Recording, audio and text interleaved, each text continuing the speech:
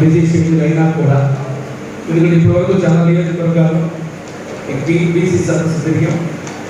బాగా బాగా జరుగుతుంది, వేలాదిగా వస్తున్నారు జనం. రెండవ అసలు ఎక్కడ మన గవర్నర్కి వెళ్తే ఎంత గొప్పగా జరుగుతాయి అనిపించింది. లేదా చేరుకుర్తిలో కూడా చాలా బాగా వాళ్ళు ఎవరో బీసీ సదస్సు జరగడం అదే ఫస్ట్ టైం. అంటే అంత గొప్పగా జనం తరలి వస్తున్నారు. కారణం ఈ 5 సంవత్సరాల్లో 4 సంవత్సరాలు జరిగిపోయింది.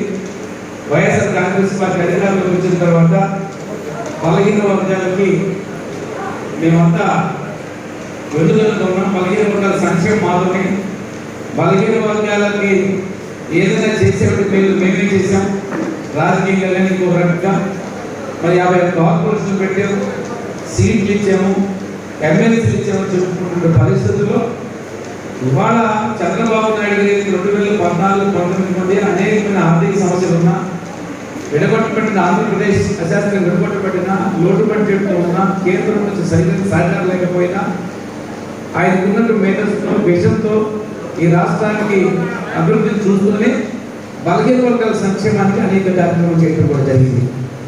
చంద్రబాబు నాయుడు గారు అయితే బలహీన వర్గాల సంక్షేమ కార్యక్రమాలు చేశారు. ఆ కార్యక్రమాలన్నీ జగన్మోహన్ రెడ్డి గారు బలహీన వర్గాలకు బీసీకి పేరు పెట్టింది మేమే, బలహీన వర్గాలు బొడ్డు కోసింది మేమే, మా ఇంట్లోనే బలహీన వర్గాలు పుట్టారు, ఇక్కడే పేరు తెచ్చుకున్నారని చెప్పేటువంటి వరవడికి ఏదైతే ఉందో దానికి భిన్నంగా చంద్రబాబు నాయుడు చేసిన పథకాలన్నింటినీ కూడా జగన్మోహన్ రెడ్డి గారు రద్దు చేసిన సందర్భం. 56 కాసులు పెడితే 56 పైసలు కూడా ఇచ్చిన దిక్కు లేదు. ఎమ్మెల్సీలు ఇచ్చారంటున్నాం, ఓకే ఇచ్చే కారణం లేదు. మీరు ఏమంటున్నారు? ఎమ్మెల్సీని లోకేష్ బాబు గారు ఎమ్మెల్సీగా ఇచ్చి మంత్రిగా అయితే తొలిదారికి వచ్చినటువంటి లోకేష్ బాబు చూపుతున్నప్పుడు మా బీసీకి ఇచ్చేది తొలిదారి పదవి. మీ భాషలో లోకేష్ బాబుకి ఇచ్చిన ఎమ్మెల్సీ తొలిదారి పదవి.